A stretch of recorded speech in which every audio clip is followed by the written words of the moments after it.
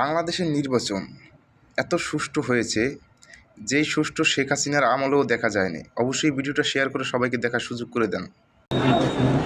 না, আমি হচ্ছে ওখান থেকে যখন স্লিপ দিচ্ছিলাম তখন মানে স্লিপের সবকিছু ঠিক আছে, কিন্তু আবারও ভোটাররা আমাদের কাছে আসতেছে, এসে বলতেছে আমাদেরকে তো উপর থেকে দিয়ে দিতেছে, পাঠা দিতেছে, বলতেছে যে হবে না, স্লিপের সমস্যা। তখন আমি দেখলাম স্লিপে কোনো সমস্যাই নেই। তখন আমি নিজের থেকে আমি একটু দেখে আসি উপরে কি হচ্ছে।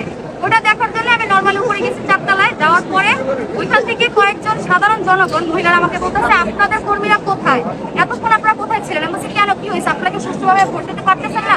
বলেছেন না, প্রতিটা কক্ষের মধ্যে ধানের শীষের কর্মীরা পড়া এবং আমাদেরকে হেনস্থা করতেছে, বারবার নিচে পাঠিয়ে দিচ্ছে, আমাদেরকে ভোট দিতে বাধা গ্রস্ত করতেছে। তখন আমি বললাম যে আচ্ছা ঠিক আছে, আপনার কাছে কি কোনো ডকুমেন্ট আছে, প্রমাণ আছে? বলে হ্যাঁ, আমার কাছে ভিডিও আছে যে আমাদেরকে যে আমাদের সব কিছু ঠিকঠাক অবস্থা আমাদেরকে নিচে পাঠিয়েছে।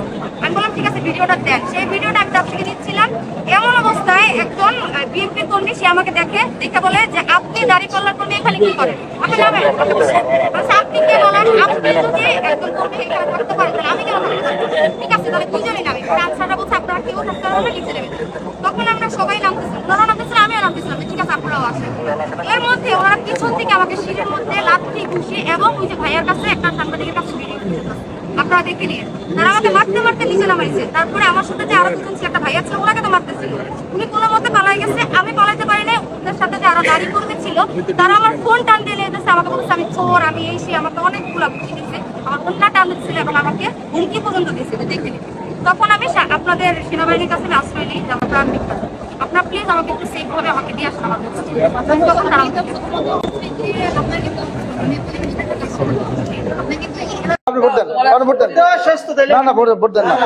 আচ্ছা ভোট না ওনার ঠিক চিহ্ন দেওয়া কেন এটা বলেন আপনি, আমার এটা উত্তর দেন, ঠিক চিহ্ন দেওয়া কেন? আপনি কি গভর্নমেন্টের? আচ্ছা উনি কি গভর্নমেন্টের দায়িত্বে আছে কোনো? উনি কি পুলিং অফিসার? তো পুলিং অফিসার ডাক দেওয়া কেন?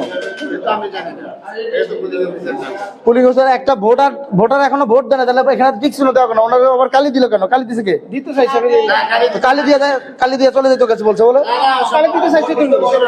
আচ্ছা গেল, এটা তুমি ভোট দাও, তোমার ভোট তুমি দাও। আর এখানে এজেন্ট সবগুলো আছে। ভাই ভোট দিয়ে, ভাই ভোট দিয়ে দাও, তুমি ভোট দিয়ে দাও। আমি তো জানি না তুমি কাকে ভোট দিবা, কে আমার কেউ না, আমি জানি না। হ্যাঁ আমি চিনি না, আমি ওনাকে পথ থেকে আমি নিয়ে আসছি। ওকে আচ্ছা, আমাকে তো ফোন দিচ্ছে আরেকজন কই? আরেকজন রিপন ভাই তো এখানে আছেন আপনি? ঠিক আছে, ওকে জি।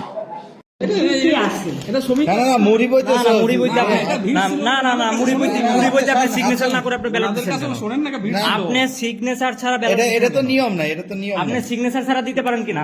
না না, আপনি সিগনেচার ছাড়া দিতে পারেন কিনা? আপনি সিগনেচার ছাড়া দিতে পারেন কিনা? প্রতিটা উল্টান একটু। আচ্ছা, এই যে ব্যালট পেপারের রুলস কি? একটা করে লোক যাবে, একটা করে সিল সিগনেচার হবে। আপনি গোটা বইয়ে সিগনেচার এবং সিল দিয়ে রাখছেন কেন? রুলস কি বলে? আপনার বইটা যদি এখন ছিনতাই হয়ে যায় তাহলে এখানে যতগুলা ভোট হবে সবগুলাই কাস্টিং ভোট হবে, কারণ এটাতে সিল সিগনেচার দেওয়া আছে। সিল এবং সিগনেচার গোটা বই করে রাখা কেন? রুলস কি বলে আপনাদের? দেখান তো আরেকবার, একটু উল্টায় দেখান তো।